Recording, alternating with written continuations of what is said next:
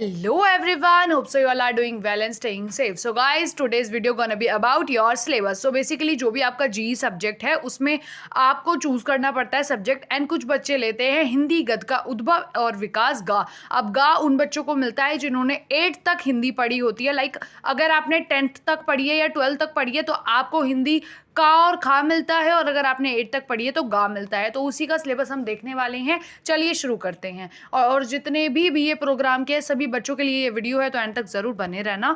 यहाँ पर आपको जैसे ही आप सिलेबस ओपन करोगे आपको लिखा आएगा उद्भव और विकास गा। ठीक है, आपके सब्जेक्ट का नाम, और मैंने आपको जैसे कि बताया हिंदी विषय के साथ 8वीं पास, यानी कि जिसने 8वीं तक ये सब्जेक्ट पढ़ा है उसके लिए ये सब्जेक्ट है, अगर आपने हिंदी पढ़ी है 8वीं तक तो।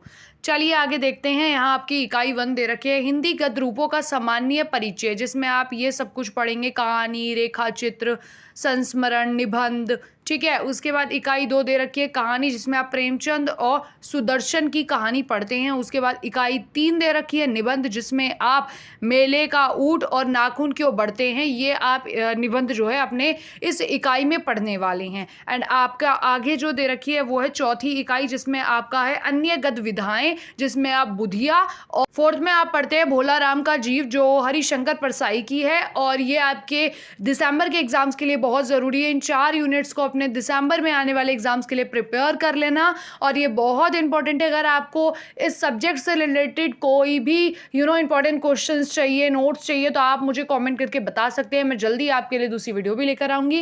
एंड गाइज, अगर चैनल को सब्सक्राइब नहीं किया है तो जल्दी से सब्सक्राइब कर लो। आपके सभी सब्जेक्ट्स के नोट्स आपको और सिलेबस मेरे यूट्यूब चैनल पे मिलने वाला है। Thank you for watching, bye bye.